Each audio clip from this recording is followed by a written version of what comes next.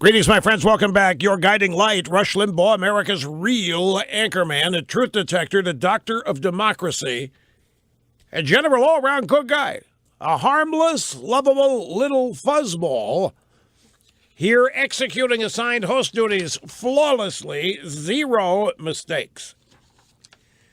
So the Super Bowl ads yesterday. I normally, as I said earlier in the program, I guess I never got in the habit. I never watched them live. I always saw them either when they leaked in advance or afterwards, because I was always getting up out of the seat or never was in my seat. I was actually just running around attending to people, guests and so forth, or as a visitor. But when the commercials came on, it was break time. Yesterday, I sat through them. I watched them. And I can't tell you the number of spots went by, and I look at Catherine, who's this for? What is this ad for? The Nissan ad I didn't know it was a car ad, much less Nissan, until the end of it. And a Nationwide ad came on with the dead child. I said, what in the name of Sam Hill is that? What in the world is going on? And then as I watched, ladies and gentlemen, I spotted what I thought was the theme of advertising this year. I have spoken in the past on how advertising is a barometer of where our culture is. National advertising, that if you pay attention to it, you can get a good idea of what product marketers think our culture is all about. Because it's their objective, it's their responsibility in advertising to relate to people in order to separate them from their money. Well, let's face it, that's what advertising is about. That's one of the reasons why leftists hate it, because it's capitalism on steroids. And it's about getting you to spend money, and they just hate that. But in order to be successful, they got to know to whom they're advertising. And one of the ways they do it now, there's constant research being taken. There's focus groups. There are polls.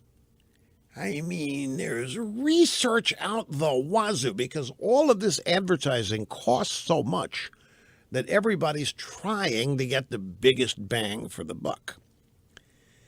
And so if you look at national advertising in the Super Bowl as sort of a reflection of, or a snapshot of, American values and American cultural thinking at the moment, in target demographics, primarily 25 to 54, then you can pretty much bank on the fact that this is how the smart money sees the country. So Nationwide unveiled an ad last night of a little kid talking about the things he would never do. It turned out because he was dead. That I said, what is the message here? I know they're trying to sell insurance, but I just thought the timing was kind of bad. Here you have the Super Bowl, which is America's party, and it doesn't lend itself to depressing ads. But what was the tactic? Timing aside, maybe the timing was bad. What was the tactic? What was the strategery? How was Nationwide trying to separate you from your money and sell an insurance policy? And it was guilt tripping. They sized up the target audience as highly susceptible to guilty plays. Emotional manipulation was seen as a weak spot for today's parents of young children, and people who grew up in liberal schools of indoctrination, and people who teach in liberal schools of indoctrination. Look at what they were taught. Look at the current crop of educators and the current crop of leftist leaders were taught to feel guilty about thermostats being too high in the winter and too low in the summer. They were taught to be guilty about the lighting they were using in their homes. They were taught to feel guilty about the kind of cars they were driving. They were taught to be guilty about the food they were eating. The guilt tripping was robustly manifested in the issue of climate change and global warming. And it was a guilt trip from beginning to end in trying to make people feel guilty for it, while at the same time providing absolution for the sin. Look what you've done by driving that car. Look what you've done by eating that Big Mac. Look what you've done by using that light bulb. Look what you've done by heating your home too high. Look what you've done by cooling your house too much. But here's how. You can save the planet from your attempted destruction. Here comes the ad for whatever car that the polar bear thanks you for buying, for saving his life. Here comes the ad for an insurance policy that will make it all better if your child dies. So the theme in much of recent advertising has been, we're killing Mother Earth. A generation who would cure racism by electing a black community organizer who surrounds himself with bigots and racists is now being accused of all kinds of guilt. So nationwide, I thought they went hunting for customers who are suckers for guilt trips. And if you look at some of the other ads, and I'm having trouble thinking off the top, there was the Chevrolet ad. There was a Chevrolet ad I particularly liked because technique-wise it was brilliant. It was for the truck. And it looked to be a blimp shot of Jiffy Pop Field. Remember that? And do you remember? And then all of a sudden there was an interruption in the feed, and the picture went dark for a while. And you thought the game feed had just been lost. When that happens, it's like dead air here on the radio.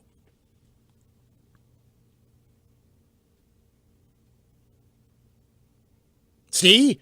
You say, what happened? What happened? It perks you up. You're, oh my God, there's something wrong. You start turning the volume up. Well, on TV, it got your attention. And when a few seconds went by, then they hit you with the fact that they were selling you a Chevrolet truck. Technique-wise, that was brilliant. And there wasn't any guilt tripping on that. I mean, not everything was a guilt trip. But I'm just thematically, it seemed to me that even the ads, particularly of the products, I didn't even identify. I didn't even know what they were for. There was still this notion that we need to fix something. We've been bad. We've kind of been not nice and up to snuff. So something in their focus grouping, I'm telling you, they don't do this blind, and they don't do this on gut hunch anymore. The great advertisers of old, the Mad Men days, it was gut hunch. The what now?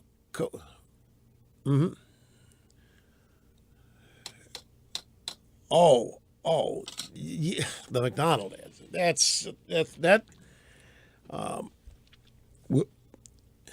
Random acts of love by not charging you. Go to McDonald's, because randomly you could be given a random act of love as evidenced by free meal at McDonald's.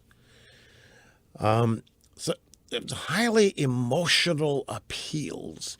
But back in the old days, in the Mad Men days, they were just on the verge of computerized databases then. And in the 50s and 60s, and they were just starting on market research. But back then, the good old days of it was all gut hunch. I mean, that's why the brilliant advertisers were the brilliant advertisers. They didn't need a focus group to devise a great advertising campaign for a client to sell the product and reach millions. Today, nobody trusts anybody's gut.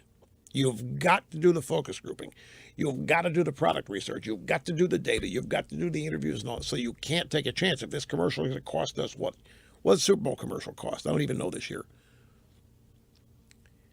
Okay, so if you're going to spend $4.5 million on a Super Bowl commercial, you had better make sure we're not going to do this flying blind. And so all the focus group these people did, the research must have told them that the way to separate people from their money is to guilt trip them. That's what I concluded from some of this stuff.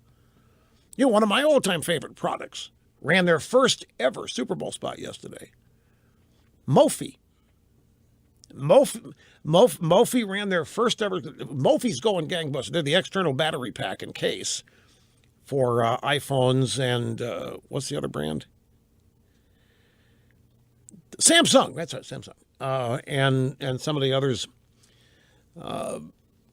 Mophie was the first to come along with a decent-sized battery in the case that gave you at least double the battery life. And they're doing so well they could afford a Super Bowl commercial yesterday, and their ad was good, I thought. But some of the others, I didn't quite get. And how about Budweiser? They went back to the dog and horse the second year in a row. I mean, now if you didn't see last year's dog and horse pony show, I imagine the ad this year was kind of cute, but this is a replay of last year's. And what'd that tell you? Last year's ad was gangbusters.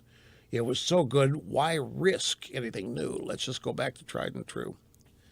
And maybe I studied this stuff too much, but I find it all fascinating. And by the way, folks, here at the EIB Network, where we are one of the most recognized and successful advertiser vehicles in all of media, we don't do a single second of focus group research because I instinctively know who you are. I know who you are in my audience, so we don't have to do any of that. So our advertisers don't have to spend any money in market research or focus grouping or any of that. All they have to do is trust that I will like the product, and that's done. It's over with. Because they know that you are who you are, just by virtue of being here. Quick time out. We'll be back after this. Don't go away.